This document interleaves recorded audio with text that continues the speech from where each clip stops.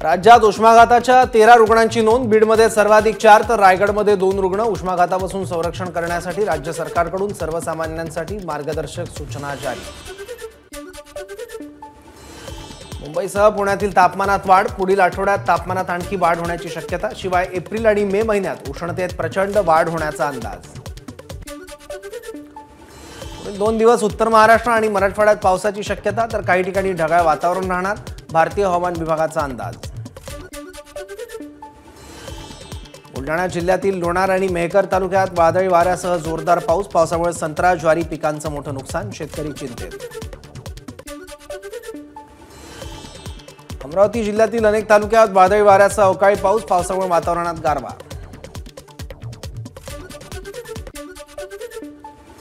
दक्षिण मुंबईतील विद्युत पुरवठा गेले 2-3 दिवस खंडित। 33 किलोवॅटच्या केबलमध्ये बिघाड झाल्याने वीज पुरवठा खंडित झाल्याची माहिती। महापालिका मार्ग, जीटी हॉस्पिटल, क्रॉफर्ड मार्केट आणि मरीन ड्राईव्ह परिसरातील नागरिकांना काळोखाचा सामना करावा लागला। यंदा मालमत्ता खरेदी विक्रीत मोठी वाढ। वर्षभरात 48,000 कोटींचा मुद्रांक शुल्क महसूल जमा। चालू वर्षात 27 लाखांहून अधिक दस्तांची नोंदणी। मुंबईतील वांद्रे वरळी सिलिंगचा टोल वाढला। 1 एप्रिलपासून टोलच्या रकमेत 18% वाढ। त्यामुळे आता चारचाकी वाहनांना 100 रुपये टोल द्यावा लागणार।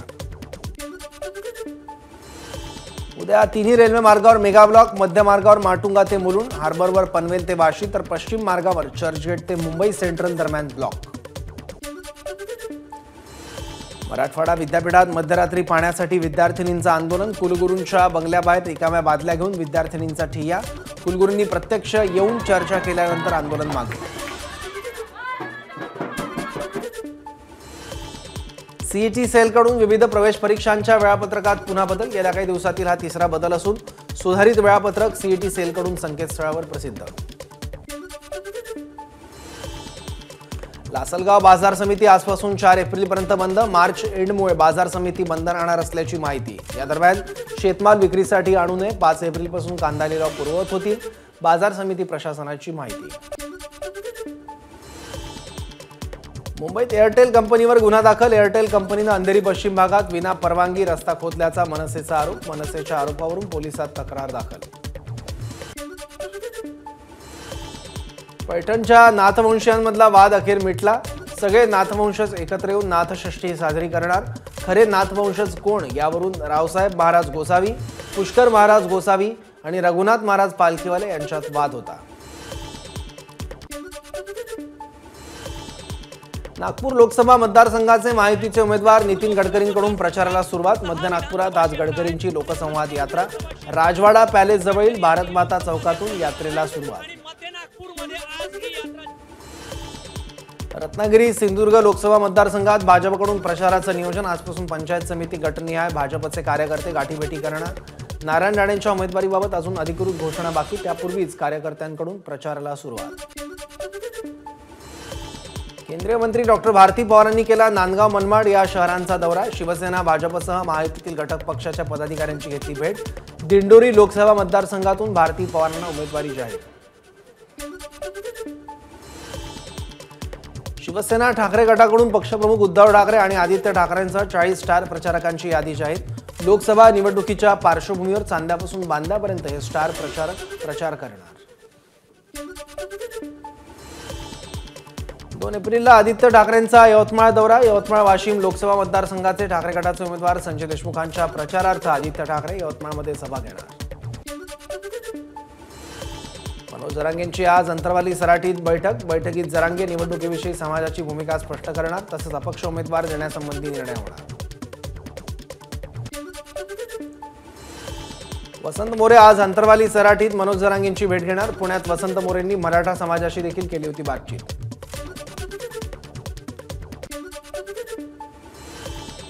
ओमराजे निंबाळकर यांच्यावर आमदार राणा जगजित सिंग पाटील यांच्या पत्नी अर्चना पाटील यांची टीका।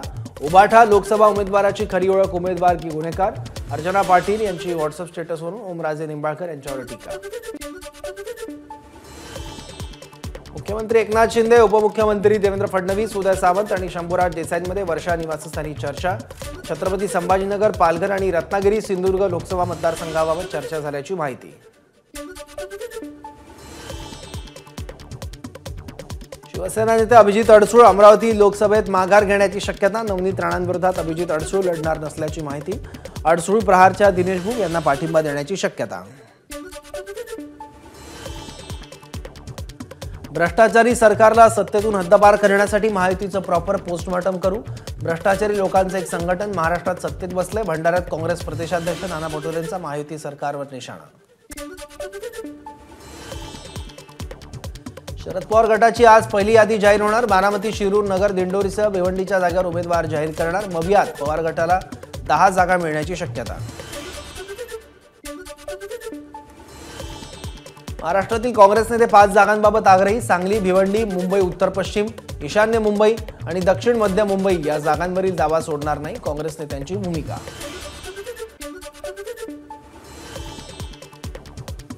महाविकास आघाडीतील वादग्रस्त जागांवर मैत्रीपूर्ण लढती करण्याचा काँग्रेस नेत्यांचा सूर.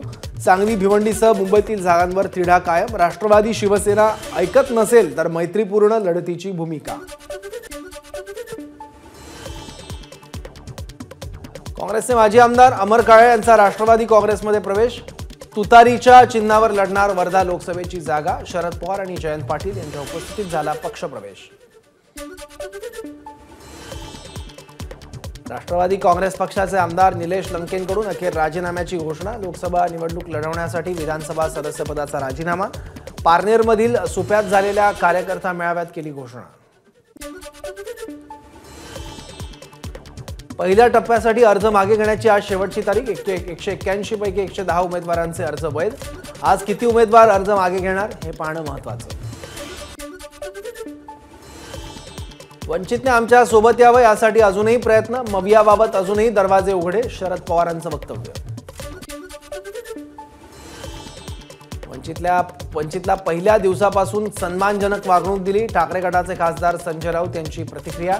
तर 3 जागांच्या प्रस्तावानंतर रामटेकच्या जागेचाही प्रस्ताव होता. राऊतांची माहिती. प्रकाश आंबेडकरांसोबत युती करण्यास एमआयएमची दारं उघडी. इम्तियाज जलील यांचं आंबेडकरांना युतीचं आवाहन.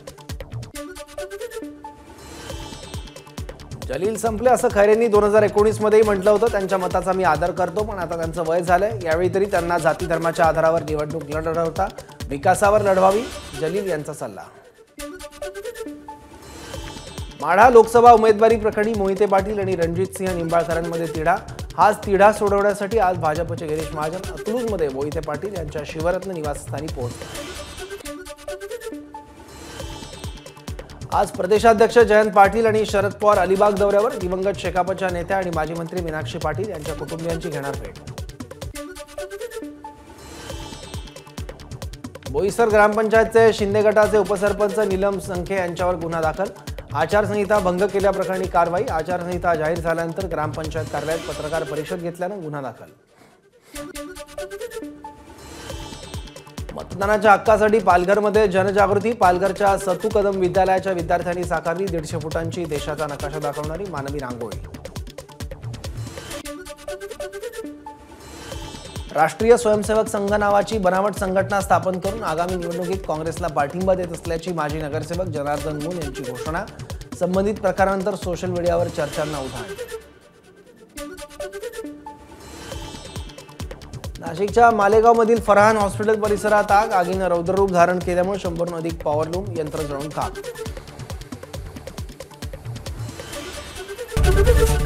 एबीपी माझा, उघडा डोळे बघा नीट.